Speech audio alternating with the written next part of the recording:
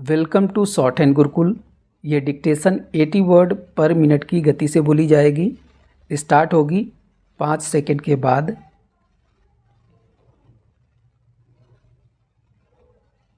Start. अध्यक्ष महोदय, मैं कल कह रहा था कि वित्त मंत्री जी ने जिस संदर्भ में यह बजट प्रस्तुत किया है और जिन परिस्थितियों की पृष्ठभूमि में वित्त मंत्री का भार संभाला है, उस दृष्टिकोण से यदि इस बजट को देखें तो हम इस परिणाम पर पहुंचेंगे कि वित्त मंत्री जी ने निश्चय तौर पर ऐसा काम किया है जिसके लिए वे धन्यवाद के पात्र हैं। उन्होंने देश की अर्थव्यवस्था को सुधारने के भार को लेकर उसमें सफलता प्राप्त करके देश की बिगड़ती हुई आर्थिक दशा को सुधारा। पिछले वर्ष देश का उत्पादन बढ़ा है, उद्योगों में सुधार हुआ है, कीमतों में सुधार आया है, हमारा आयात कम हुआ है और निर्यात बढ़ा है। इस तरह से देश में एक नई आशा और विश्वास पैदा हुआ है। इस वर्ष के बजट द्वारा भी उन्होंने पिछले वर्ष के कार्यक्रम को जारी रखने की कोशिश करने का प्रयास किया है। मुझे इसमें कोई संदेह नहीं है कि इसमें भी उनको सफलता मिलेगी।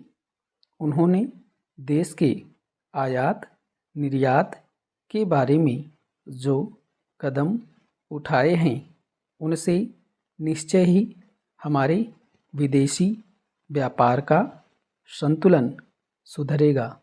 यह निश्चय के साथ कहा जा सकता है, मैं वित्त मंत्री की लक्ष्यों व करनीति का आम तौर पर स्वागत करता हूँ। यद्यपि मैं मानता हूँ कि इस कर व्यवस्था के द्वारा मध्य वर्ग पर बोझा पड़ेगा, परंतु इस देश में हमें पंचवर्षीय योजनाओं को जारी रखना है। इसलिए उस संदर्भ में हमें आर्थिक साधन जुटाने पड़ेंगे और ऐसी दशा में जो लोग इस देश में ऐसी स्थिति में हैं जो कष्ट उठाकर के भी कुछ दे सकते हैं, उनको देश के लिए देना ही पड़ेगा।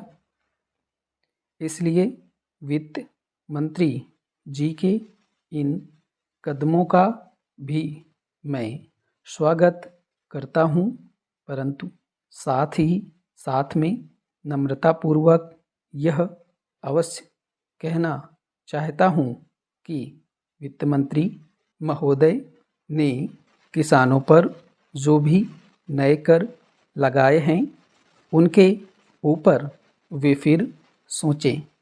मेरी मान्यता के अनुसार वित्त मंत्री द्वारा खाद पर जो कर लगाया गया है, जो शुल्क लगाया गया है, वह एक ऐसा कार्य है जिससे इस देश का विकास रुकने वाला है। उन्होंने अपने बजट भाषण की भूमिका में कृषि संबंधी कच्चे माल के उत्पादन के लिए पूंजी लगाने की आवश्यकता पर जोर दिया है। उनकी स्वयं की यह मान्यता है कि कृषि का उत्पादन बढ़ाना बहुत आवश्यक है।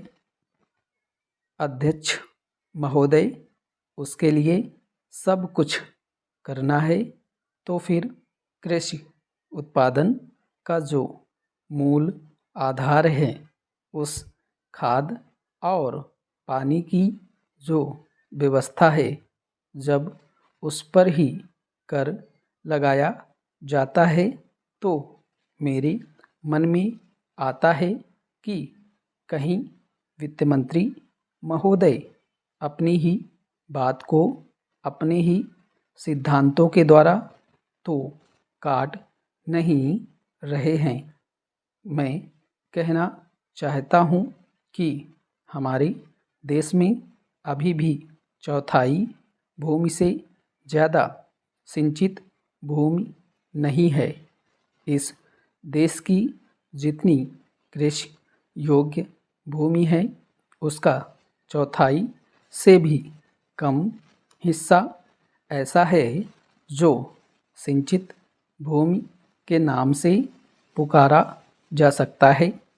मेरी राय में अब समय आ गया है, जबकि पिछले 2-3 वर्षों की नीति पर फिर विचार किया जाए और एक मात्रा में घाटे के बजट का सहारा लेकर ही सही आर्थिक तथा सामाजिक विकास योजनाओं की गति को बहुत बढ़ा दिया जाए।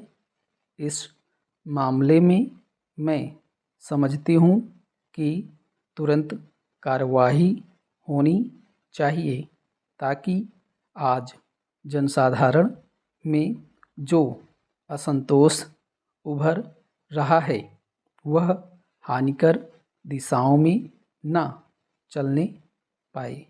आज के राजनीतिक वातावरण की दृष्टि से भी मैं कहना चाहती हूँ कि विकास की गति को बढ़ाने की आवश्यकता सर्वोपरि है। जहाँ तक कि नए बजट के अंतर्गत कर नीति का संबंध है, अच्छा होता यदि मिट्टी के तेल जैसी वस्तुओं पर अतिरिक्त कर न लगाया जाता।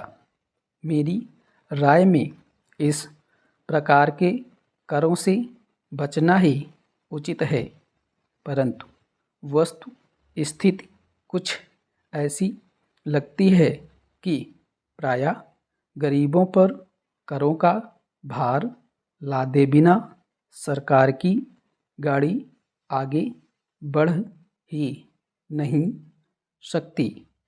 एक नया कर जिसे पहली बार वित्त मंत्री ने लगाने की ठानी है, वह कृषि संपत्ति संबंधी कर है।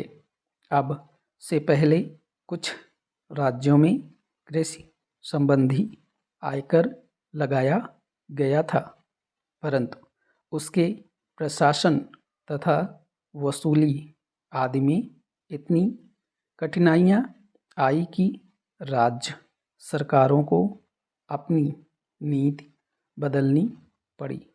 बात यह है कि जहाँ करोड़ों अनपढ़ तथा गांव में बसने वाले किसानों पर हिसाब किताब रखने और रिपोर्ट भेजने की जिम्मेदारी लादी जाती है, वहाँ ऐसा कोई कर सफल नहीं हो सकता। उल्टे उसके कारण लाखों लोग कई प्रकार से सताए जाते हैं और फिर वे लोग सरकार से नाराज हो जाते हैं। इसलिए पहले देखना यह पड़ेगा कि यह कर कितने कृषकों पर लागू होने वाला है और उससे कितना रुपया कर के रूप में वसूल होगा। स्टॉप।